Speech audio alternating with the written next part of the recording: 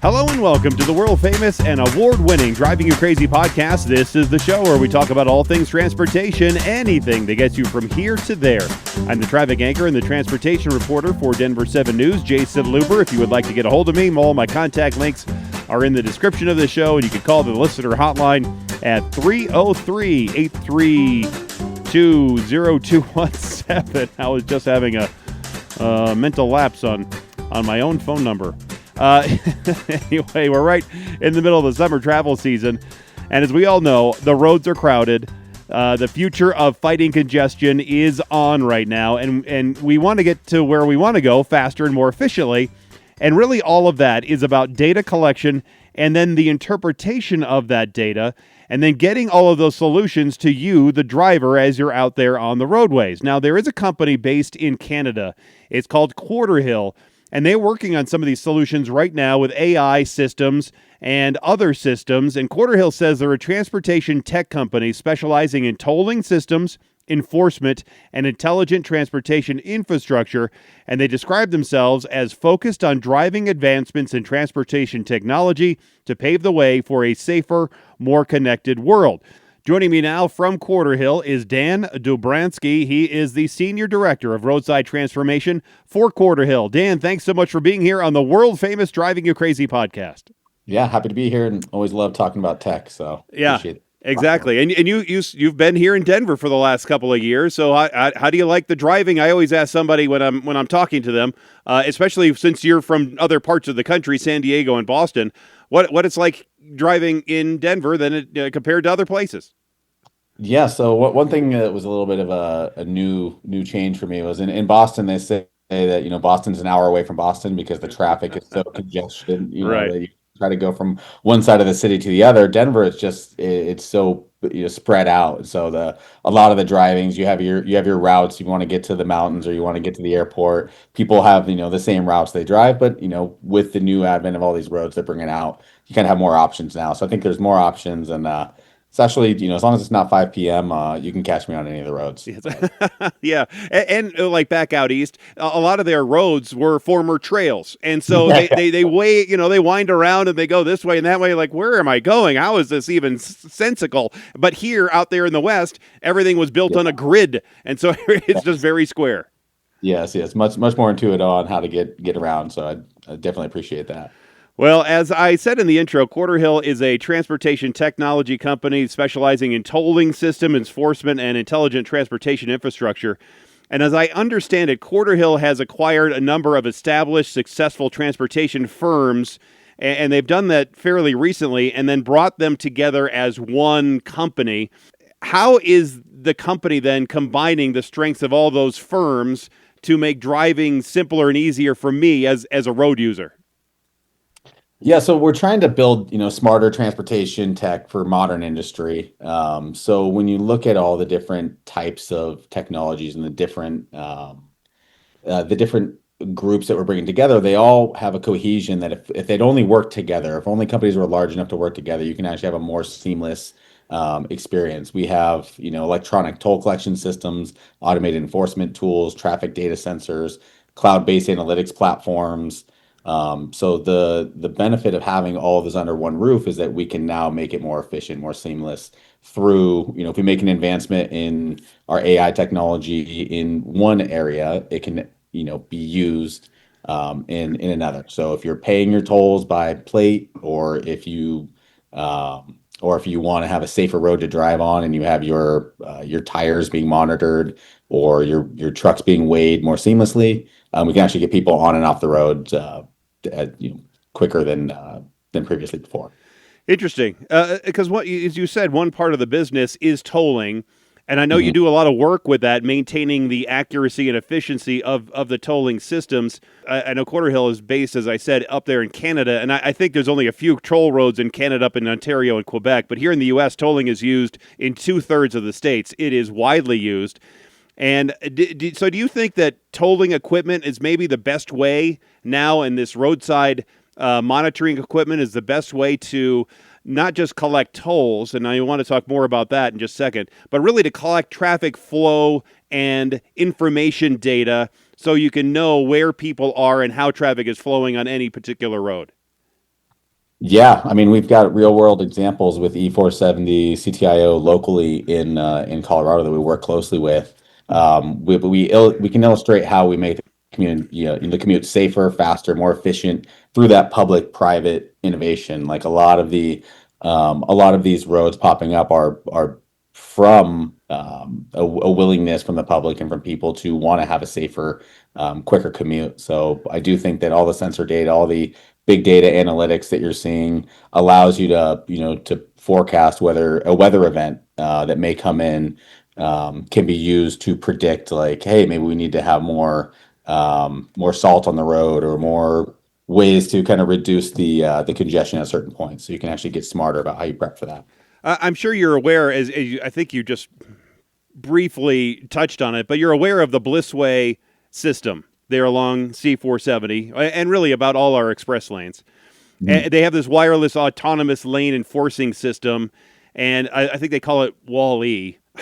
Yeah, Like yeah, right. And basically, it tracks for the people who don't know what it is. So it basically tracks drivers. There's these cameras that are pointed towards the roadway. In these express lanes that are designed for, in some instances, for HOV or for single occupancy people, but then you'll get tolled for it. If you have a high occupancy vehicle, then you won't be tolled as long as you have the right transponder in your car. Anyway, so the system will track your drivers, and our DOT here in Colorado has been really high on trying to stop people from weaving in and out of the express lanes. One, because people were trying to avoid the tolls, and two, it's inherently dangerous. And I see crashes almost every single day on the north side of Metro Denver as you have an express lane with fast moving traffic, and then you have a left lane and the other lanes that are the free lanes that have typically slower moving traffic with more people in there because they're not willing to pay for the express lane, or they don't have enough people because they're just driving to work to go in the HOV side. So you have that inherent danger because the express lane's going faster, so they don't want to have people crossing in and out and causing wrecks that I see every single day. So is that kind of the technology that you see as the future of tolling, the future of lane enforcement?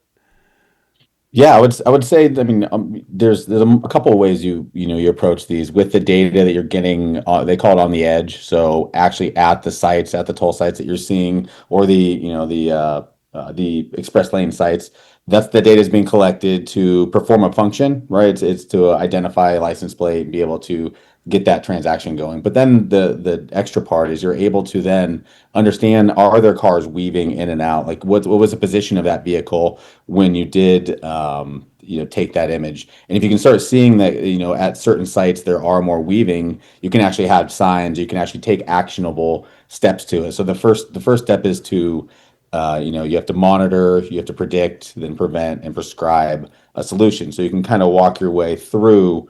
It starts with just being able to collect data, curate it, understand what you're trying to look for, and understand that, are they weaving out because they need another problem? It's an infrastructure problem that maybe we didn't plan for. So maybe you can kind of go through and really solve problems in our roadways as they grow. Because Denver is definitely an exploding city for population wise, and maybe we wasn't built to have some of those things. We have to look on how we're going to do entrances and exits for a lot of this stuff. Have you seen? I'm sure you've seen and studied the Blissway system. What do you think about it overall in general? How they're doing their work? Yeah, I mean, I see that technology and a lot of others at conferences I go to. Like it's called the IBTTA, which is the International Bridge, and Tunnel Association. I'm sure we can get that acronym right there. But yeah, the IBTTA, you have quite a few. Yeah, you have quite a few different systems where they are AI enabled. They are, sensor fusion. You have a common data environment where you have traditional technology of cameras. You have sensors in the ground, and you use it for traditional methods. Again, like I said, taking tolls or taking revenues or identifying violators.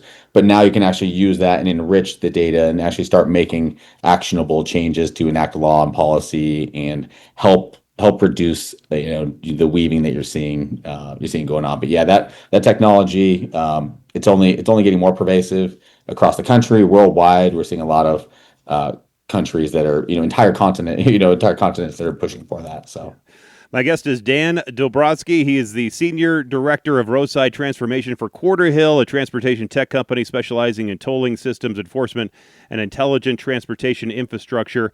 As you said about the Blissway system, and I'm sure you folks probably have a system similar, or at least are working on that, because everybody has a copycat system when somebody is successful at one of them. And as you said, as we were talking about, they use AI to identify vehicles that they are tracking within that lane and even outside of these lanes. Do you think it's plausible then that the AI would save this data, or at least have access to that data, so knowing that when vehicles are going through there, the same vehicles, and that they can then learn from driver behavior and then use that in the future of how to manage those lanes or even the free lanes? Yeah, so there's you touched on maybe 2 points I could talk to you there. Like, so data privacy, data security is one of the most paramount objectives for any of these roadways or any of these companies trying to leverage that technology. So you'll see different jurisdictions have their own versions of privacy, anonymization, and what you're allowed to actually retain when you are making your models and you are trying to make your AI safer. Because I think people want to know when they're being used or they're being tracked and things like that. So all the agencies, they take that very seriously and try to make sure that the data part of it is secure. But when you have anonymized analytical data, you can actually make data driven decisions. So I think that's one of the things, like, those using those decisions to minimize maintenance or to adjust maintenance schedules, minimize disruptions to the roadways, analyze trends to set fair pricing for the dynamic pricing. When you may need an extra access point, and sending crews out to again go fix roads and maintain cameras, I think is something that you can do with that data that's good for the average driver. And you mentioned the data, or the privacy of this data. Yeah. United States, so the people here in the United States, we are much more crazy here about tracking vehicles and being private and not wanting. I mean, you know what happened at the Coldplay concert, so Yeah. everybody knows that. But in Canada, it's different. In the UK, it's different. In Europe and in Southeast Asia, it's all different in different parts of the world. So that one place might really see privacy as a huge issue, but other countries aren't quite as leery like we are in the United States. So I'm sure that has to be challenging as you're a worldwide company. Yeah, we have to, I think one of the things that we did to ease that stress is go and get ourselves, SOC 2 compliant and some of these other compliance that, standards that you can adhere to make sure that if we always strive for the most stringent requirements, then it's not really an issue if someone has more lax requirements. So, like, our goal as a solution provider is to provide the pipelines and provide them the safest data transmission between the end user and the roadways and toll authorities and the local government. So as long as we do our part to enable it, then it's really the local and state laws to make sure that people that do have an issue or they do want to raise it, they go to the city council and they want to hear how their data is being used and things like that. But you're not the only company that, as we've talked about, that is working on these issues and working with AI and collecting all of this data. So let's say company XYZ in New York is doing something, and you are working in, let's say, Philadelphia. Can these systems then talk to each other, and so the tolling in one state is different than another state, but you all, because you're different companies, are working together because you could share the data? And so the data sharing, data privacy, in general, isn't something that companies really like to do. A lot of them see it as proprietary, or they see it as industry advantage for themselves. So the sharing there hasn't been a common data environment for them to be able to have that data to share. Most companies want their data, within their own tenancy. They have all these strict rules about sharing cross-platform. They can, and I think a lot of the industries, I was previously in the rail industry, and they have a big push to stop rail events, big disasters that they're trying to prevent. And there's a lot of companies that can't afford the advanced tech, so they would want to share models and share ways to make it so it's more equitable and it's easier for people to access that may not have the big funds. So I think that's a good way to leverage private data or private money that's coming in to help support our roadways, to help the local governments or local cities that municipalities that may need the same level of safety that some of these systems can afford us. My guest is Dan Dobransky. He is the Senior Director of Roadside Transformation for Quarterhill, a transportation tech company specializing in tolling system enforcement and intelligent transportation infrastructure. You can find them at quarterhill.com. Now, all this AI data is coming in to the computer systems. And the AI is really good at simplifying lots of data out there and then giving it, and we see it with Google. It gives you a little digest, a little easy, digestible form of all of this stuff that's coming in. I would imagine that you at Quarterhill use AI to collect not only for your tolling, but also volume data and that sort of thing, so you can use that maybe in real time to help with better traffic flow, or does the data only help with tolling, or could it also help with future traffic movement? So are you not just collecting information about the vehicle and the license plate and then making sure that you're able to collect a toll from that vehicle, but also are you collecting data, volume data, so you can help overall traffic flow better on any roadway? Yeah, so there's depending on the contracts that are signed and what's in place, a lot of what you sign is just to you use your AI to perform the task that's at hand. Anything outside of that task will be something that's done with permission from the local and larger government agencies that are or tolling agencies that are running this. But when they do approach us for POCs and they have given us permission to go see what we can do, absolutely, AI, artificial intelligence plays a huge role in how we collect and analyze traffic data. Many of our systems have AI machine learning built in for using video-based traffic, recorders to identify and classify vehicles, to be able to help with congestion, with time to close is a big issue. So if you look at how closely vehicles are following one another, and if they are precursor to an accident, you can actually go back and see and analyze what happened right before the incident, and is there a trend that maybe we can see, whether it's an uneven pavement, it's a debris in the road, and maybe we can start monitoring for debris and things like that. So So it those could, type in essence, really find an incident. So somebody stalled out, somebody got into a crash, and then it might be able to trigger that. Like I see on my home security, it knows that it's following somebody, right? So maybe it sees an anomaly, and then triggers a system warning that a DOT, there's something going on here, and maybe you need to respond.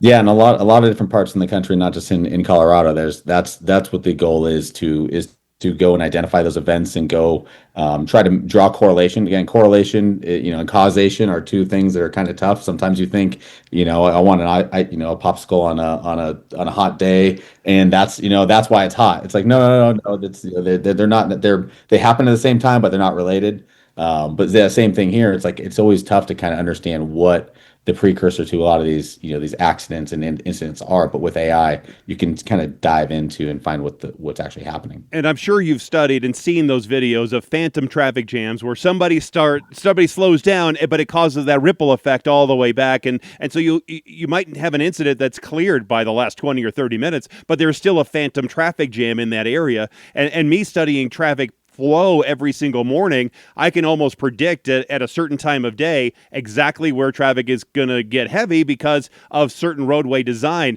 And it would be fascinating to see how the AI interprets all that and maybe can help traffic flow better and maybe route people, if everybody's using the right apps, to route certain people in certain ways and other people in other ways to keep everything moving more smoothly.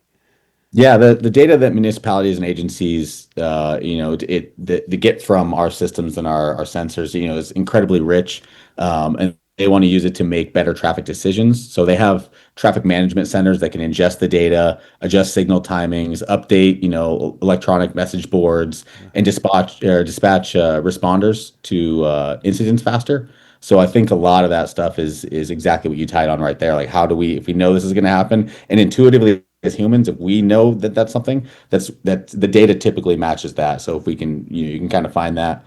put a signal in place, and now maybe you update a message board to say, eyes on the road, Yeah. just a couple of those things, and then you'll maybe start clearing it up itself. Right. And I was talking to recently the State Patrol and the here in Colorado and the Department of Transportation. I was working out a story, so I also have a series of stories called Driving You Crazy that I answer viewer questions every Tuesday morning on television. And somebody asked me about the variable message or the variable speed limit signs that we see mainly along I-70 in the mountains here in Colorado. And they told me they have a system similar to what you're talking about, where there are sensors and there are other data points, entry points that are feeding into a system that will then determine what that speed limit should be. So sometimes it might be 75.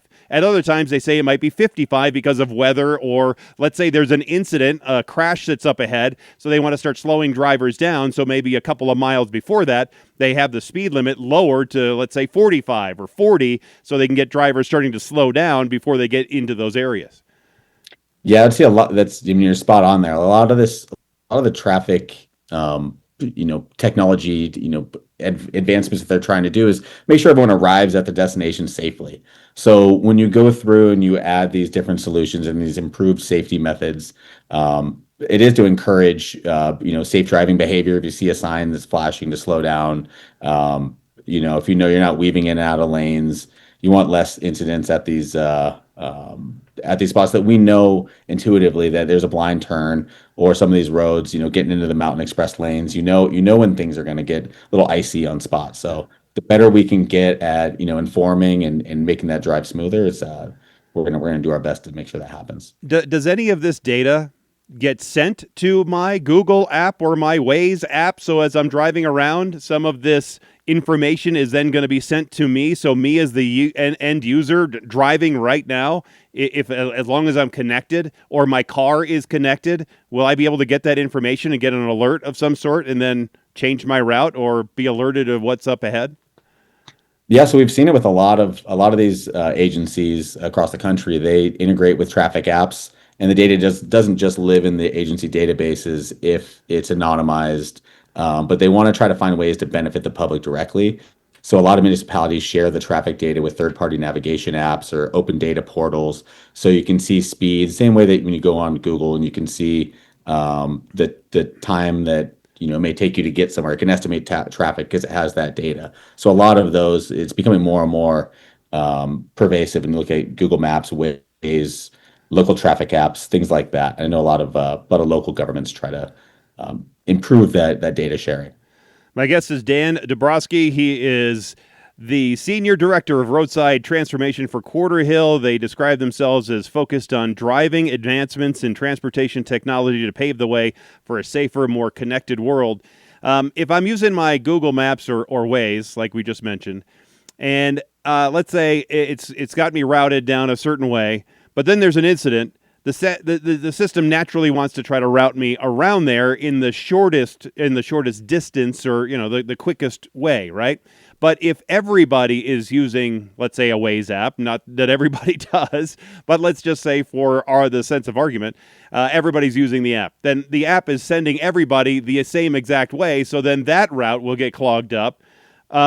Is there a way for the AI, or are you folks working on something where you can then target certain individuals or certain drivers because maybe you have enough information about those drivers because you've collected it through the AI, and route some people one way and some people another way, and some people just keep them on that road where they are? Because a lot of the times, even though there's an incident, it might be not just quicker, but safer to stay on the interstate where there is a crash rather than getting somebody off the highway where they're going to be going through many more intersections and points of possible conflict. Yeah, that's a big part of what we do and what we enable. Because we indirectly help, like Quarterhill indirectly helps a lot of these route choices, because our sensors can report congestion on one route. The real-time aspect of what we're doing, the free flow toll lanes and the technology that you're seeing across all of these different roadways, AI can make decisions so much quicker than humans. So you wouldn't, if you start seeing more cars cross these sensors at different points, it will automatically adjust. It'll automatically be able to update and send. So you wouldn't just, the delay between when it makes the decisions is quick enough to be able uh, to kind of, do that, the real time routing. Yeah. Yeah, and as we talked about the Blissway system, and there are cities around the world now that are instituting congestion pricing, right? And they're also working on speeding issues. And for the first time in our state's history, the Blissway system is being used by the DOT to take average speeds and then fine drivers if they are going over the speed limit. Because usually, in most areas, you'll see a photo radar van or a one place camera where it will measure your speed in that one instance. So if you see the van or whatever, you could slow down. But I saw this in Europe when I was there last year. They take your speed over an average. In Ireland, it was over several miles. Now, in this one construction zone up near Boulder, it's going to be over, I think, a quarter mile or so distance. And then they take your picture at the start, take your picture at the end, and then they will send you a fine if your average speed is over that over their speed limit. So what do you think about that kind of technology? Is that something that you could see becoming more prevalent across the country, and seeing DOTs and state patrols wanting to implement that so they can get a hold of speeding over longer distances? Yeah, I think a lot of the longer distance and low impact infrastructure solutions that we're seeing, like, that is a very viable solution.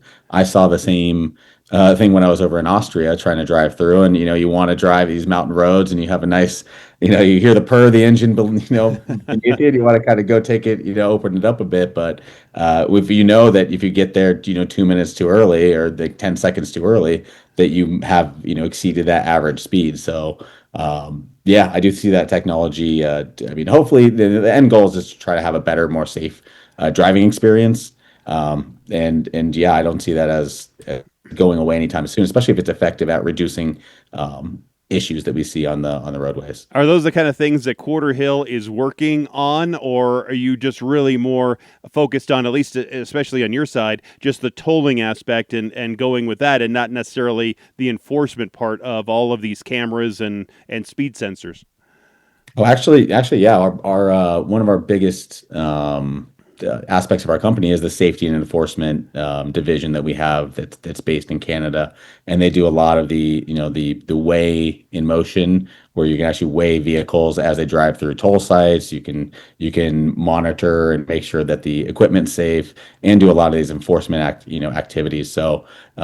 As a technology leader, we are looking into every different possibility, including app-enabled features. So your phone can be, if you opt in, can be a way for you to pay tolls, to get through HOV, and do a lot of this stuff to make sure that you have a seamless driving experience. Yeah, you just mentioned that we were supposed to also be joined by Tyler Heichert. He's a senior engineer for Quarterhill, based in Saskatoon, and his expertise is in that technology that can measure tire pressure while the vehicle is in motion. How in the world can that work? I could understand if you have the little pressure gauge and you're putting it on the end of the tire there, but while the tire is moving, to be able to measure that is pretty neat stuff.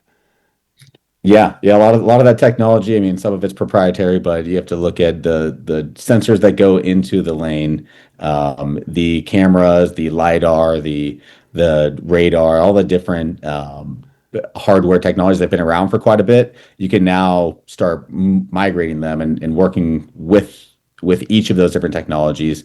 Again, with the advent of AI, allows you to kind of draw conclusions that you otherwise wouldn't. And now, a lot of our solutions are pretty novel when it comes to that. Yeah, and one of those with a trailer, because when there are tires, if you look at the back of a semi trailer, they have tires that are two tires that are working in pairs. And so let's say one of those tires in the pair, and it has a little bit more air or a lot more air than the other tire in that pair. So that one tire that's inflated more will actually lift that side of the trailer up a little bit and be carrying more of the burden, more of the trailer weight than the other tire. So it can then, I would think, because if they're not if both tires are not distributing that weight evenly, that could probably lead to more tire wear and even road fatigue. Yeah, absolutely. Yeah, and then you look at, the chance for an accident, right? If you look at when, if you're going around a curve and you expect, evenly distributed weight, if you have an issue with your tires, that could be a huge, huge issue. I know that in Canada, they definitely spend a lot of time, when you're in these rural areas where you don't maybe have, roads maintained all the time. Um, you're going to see a lot more incidents with those kinds of issues. So yeah, it's good to see that we have technology that can detect that and hopefully stop it earlier on and alert drivers to those issues. Yeah. And I always wonder if maybe this kind of technology would be able to help with retreads. As we've seen, retreads, they blow off all the time, call them alligators, as they're laying there in the middle of the roadway and the highway. So not only is that a hazard, but obviously it's dangerous for the semi-driver to have one of their trailer tires blow out, right? So I would think that this technology would be really useful to find out if these tire blowouts are more of a factor of improper inflation, or it was a tire wear issue, but maybe the sensors could find that tire anomaly and help prevent some of these blowouts in the future and keep everybody on the road safe as well as the trailer safe. Yeah, I mean, leveraging those intelligent algorithms to detect patterns and predict issues, for maintenance on the road itself and for the vehicles. So yeah, those are huge things we can identify now. It's being able to do that and make sure it's funded and make sure that you have enough spots to be able to do this. Again, it takes big data. Where do these cameras go? Where do you actually want to do these detections? I think a lot of that, it's kind of a big continuous loop on trying to see where to implement these and how to make them most cost effective. Yeah, I think a lot of that right now are at way stations and where truckers might be, and maybe they're just slowing down where they're not driving at 65 miles an hour, but they're actually going a little bit slower. But then I was thinking, well, maybe this technology, once we have cars that are more connected, when we have the Internet of Things everywhere, where cars are more connected, that this kind of technology could maybe be set up and it knows as you're driving down the interstate, hey, this guy's left front tire is a little low or maybe a lot low, and it's going to send a little warning signal to the car, and then you as a driver are going to see, hey, you have low tire pressure on one of your tires. Maybe it's a good idea to pull over this gas station and get it checked out. Yeah, or even letting them know via marquee or via text message. You're talking about the app, like that may be something. If you opt into those kinds of things, I mean, I think that's a great partnership between local and private to be able to encourage drivers to have safe maintenance schedules for their own vehicles, as well as the roads themselves. I'm visiting with Dan Dobransky. He's the Senior Director of Roadside Transformation for Quarterhill, a transportation tech company specializing in tolling systems, enforcement, and intelligent transportation infrastructure. As we were talking about earlier, I was thinking, because I know you do a lot of the tolling, and most of that is for highways, interstates, official toll roads, that sort of thing. But what about using that technology on side roads, on your average street, not the ones that are maybe going 45 or 50, but maybe neighborhood roads? Is there a way to use the technology on your neighborhood streets and your major thoroughfares as well as the major interstates? Yeah, absolutely. We use our technology. We have a few companies in Europe that do it for bike lanes, and they do it for a lot of these other smart city and intelligent. It's an intelligent transportation solution.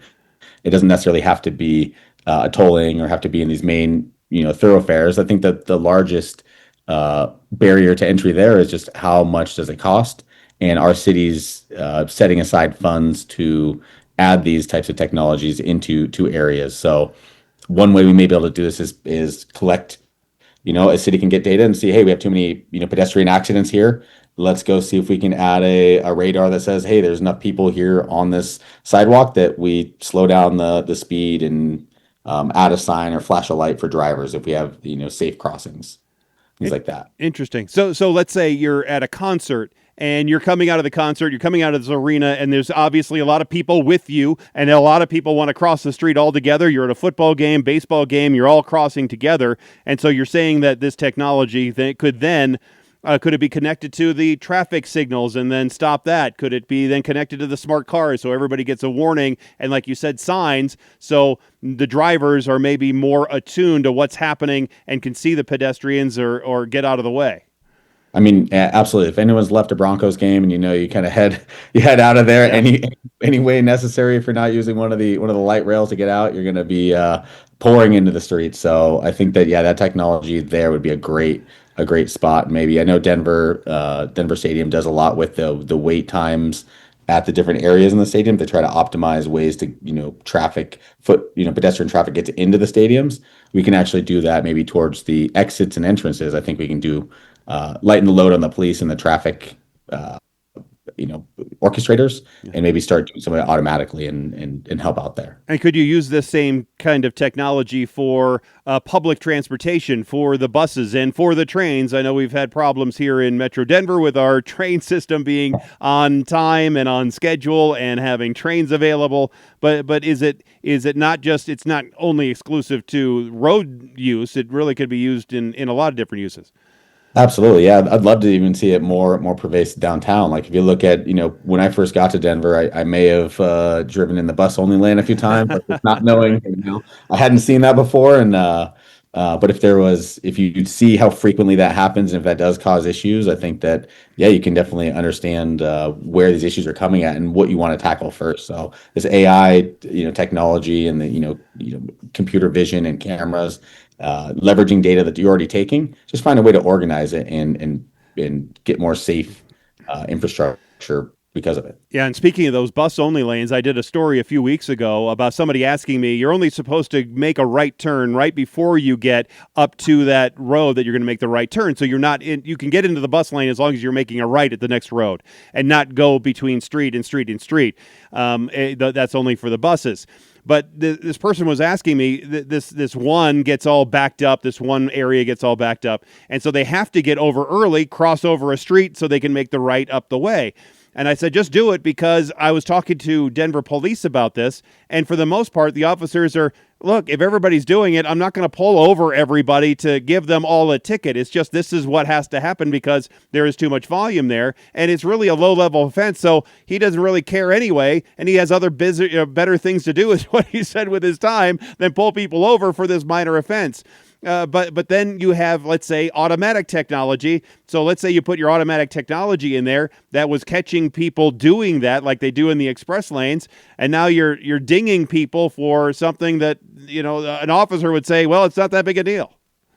Yeah, that's always the push and pull. You have to see what the impact is, and is it revenue thing? Is it safety? And you see, is that the biggest use of the time or biggest use of the technology? Because it does cost money to put these systems in. And so I think, maybe for that instance, the late turnover, I think I know exactly what area you're talking about. That is a tough thing, and a lot of people do it. Yeah. So I think you'd probably want to find a more bang for your buck on where you'd want to put that. Unintended consequences of using technology rather than having an officer just, make a average decision that is probably more common sense. Yeah, and I think giving a forum for the officers and a forum for other data or for other, folks in the industry to know where they would want to see these systems. What are their biggest problems, and the biggest issues around the road, the bus drivers, what do they see on a day-to-day? I think that would be an interesting technology point, because we have our opinions. Those bus drivers probably see people running out across all the time, like, just to be a fly on the wall there. I mean, it'd be interesting to see what that innovation would look like. Sure. My guest is Dan Dobransky. He's the Senior Director of Roadside Transformation for Quarterhill, and they describe themselves as focused on driving advancements in transportation technology, paving the way for a safer, more connected world. The cost, you briefly mentioned the cost to cities and places that want this technology. What kind of costs are we looking at? How many, tens or hundreds of thousands of dollars are we looking at?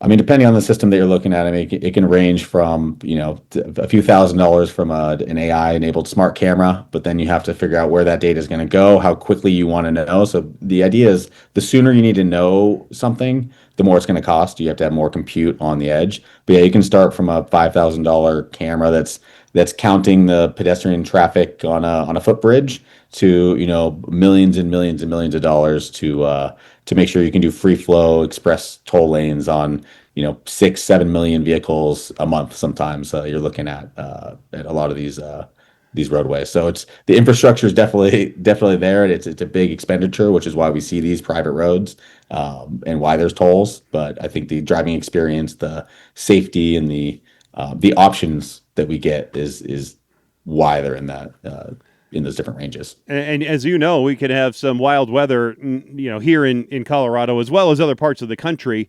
How does that affect this technology? If it can't see the road, if it can't see the vehicle, if it can't read the license plates, then how can it do its job? Well, there's actually, and so when you say C, I think that's a fun word for me as an engineering background. C is it depends on the technology you're using. You can use LiDAR, you can use multispectral cameras that can actually see through dirt and see through things. Yeah, you can look through because they're like, I mean, look at ground penetrating radar. If you look at drones that are flying over and looking for gas signatures on lines that are maybe emitting gas. You can't see gas, right? But they use it in a lot of things. And Colorado is a big, natural, a lot of natural, parks and places for people to use that technology. A lot of that technology can be moved into our cities as well to be able to help us, identify things that you may not be able to see with the human eye, because we have a small spectrum of light that we're able to see. A lot of these other cameras and a lot of these other technologies can see through things that we can't. You can look for paint signatures. You can look through tinting on your wall. So pretty soon, I mean, you can have signatures on your vehicle that to your human eye you wouldn't even know that it exists, but it exists to a different frequency of light. Interesting. Yeah, I was talking to a guy a couple of years ago who was developing as a professor somewhere back east, and he was working on a system that would integrate the technology where you could do infrared into the car, so the car could know in foggy conditions or in snowy conditions, so the autonomous technology could see the other vehicles or see people or see animals, whatever, anything with a heat signature, and then know, all right, well, watch out for that, because we can't see with our with our eyes or with our cameras, but we can at least see that way.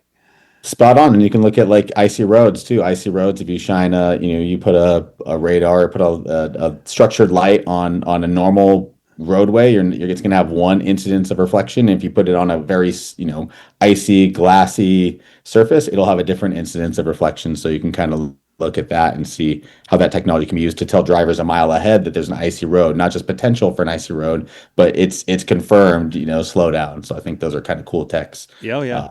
Use. And I'm sure you're using this technology or will in the future with more of the autonomous vehicles that are coming online. I know it's only being used right now in some of the good weather cities like in Phoenix or down in Arizona, out in California. But what do you see that your technology may be mixing or going with the autonomous vehicles? How is that all coming together to make that more of a reality in the next, I don't know, 15 or 20 years? Yeah, there's a lot of roads, freight roads down in Texas, where they have smart corridors, where the entire corridor itself is built and designed for autonomous vehicles and autonomous trucking applications. So that it's out here in certain stretches, and you're seeing most people look at it like in the ride share part, but most of the heavy usage and a lot of the roads we're getting is from the freight that is going. All the online orders that we have, all the Amazon and different types of orders that we're getting online. I think the warehousing. You'll probably see it more there where they have dedicated roads. But yeah, our technology definitely enables all of that, and it's seeing a lot more opportunities worldwide with that space. Have you seen any? And maybe the AI hasn't had enough data yet, but how rideshare has added to or taken away from congestion, because that's the panacea that a lot of people with rideshare and with autonomous vehicles are saying in the future, that fewer people will need a vehicle because you will be using autonomous rideshare. But I don't know if there's enough data to see how all those vehicles would be contributing to or taking away from congestion. Yeah, I haven't dove too far into that, but it does kind of lead me in a full circle, and maybe some of the listeners here can attest to it. Where you start okay, I have a one person two-person vehicle that's autonomous, it's great. Maybe, oh, when the cost of that autonomous vehicle goes up because they need to account for all the safeties or lawsuits or companies or whatever it goes into to build the technology. And then all of a sudden you say, what if we just had, one human driver and they can drive maybe 40, 50 people at a time and you're back to a bus. Yeah. So it's like you're looking, you're looking at all the money of the technology. So it's like, there's some maybe fine line to get that last mile of driving done, and people that just want to do groceries or do local riding. But I don't think it's been solved. I think it's again a kind of a yo-yo pendulum with what actually works versus the cost. If you could put your crystal ball together, or your futuristic lenses, where do you see us getting that threshold of more autonomous vehicles on the road than people-driven vehicles? Do you think that's going to be farther out than some people think? Is it going to be way down the road? Yeah, I mean, I love working in this industry, and I love seeing what's possible and what's not possible, and how risk adverse people are. And I think that due to the risk averse and the fact that there's humans at stake, I think of how quickly our brains make decisions when we are driving. You don't notice it, but you make intuitive decisions every day that vehicles, it's just so hard for them to do with the compute that they have at the price point that they have. So I don't see it necessarily, as far as vehicles, everyone's got an autonomous vehicle. I think maybe we'll start having lanes, or we start having dedicating driving areas where autonomous vehicles can go, kind of like the Jetsons. But I think that there's still going to be a heavy mix of people driving by themselves for the near future anyways. Yeah. Well, we'll all get on the Hyperloop eventually, and we won't have to worry about it. Yeah, excellent. Yeah, exactly. Right. Well, Dan, I thank you so much for all your insight and your expertise. If people want some more info from you or what you guys do, where do they find that? Yeah, they can just head to our website, quarterhill.com, or they can email me directly. I'm sure we'll put a link or something to the chat. And we can talk all about all the different initiatives and ways that Quarterhill can potentially help. Fantastic. Well, it's really interesting stuff. I think we're at the edge, especially with the AI and how quickly it's learning. I don't know if you've seen any of the news anchor AI stuff, but it's coming along pretty good. I know they can't do what I do because I do it right off the cuff and off the top of my head. So somebody has to type in for a news anchor, AI anchor. They have to type that in. It has to be rendered. Video has to go out, and then they can do it. So those guys, their job might be in jeopardy, but I think for me, traffic is too unpredictable. Yeah, I'm into that. Yeah, I think we're good. We're safe here. Okay, perfect. Well, Dan, thanks again for your time. It's been a fascinating conversation. Yep. Thank you so much. Appreciate your time. All right, again, you can get them at quarterhill.com. I'll have a link to that in the description of the show, and a link to Dan as well. We were supposed to be, originally, I was scheduled to speak with Tyler Heichert. He's a senior engineer for Quarterhill, and it was I wanted to talk to Tyler about a few things. One, he did a lot of work on the technology that can measure tire pressure while a vehicle in motion. He has a couple of patents, including one titled "System and Method for Measuring Moving Vehicle Information Using Electrical Time Domain Reflectrometry." I'm not even saying that right. And the other is "Sensor Including Electrical Transmission Line Parameter that changes responsive to vehicular load." Well, that's pretty cool. So when you have your name on a couple of patents, then you're pretty smart. But anyway, Tyler unfortunately wasn't able to join us, so I was able to speak to Dan, and that was great. And I thought it was good stuff, especially for him, since he was based in Denver for the last 3 or so years.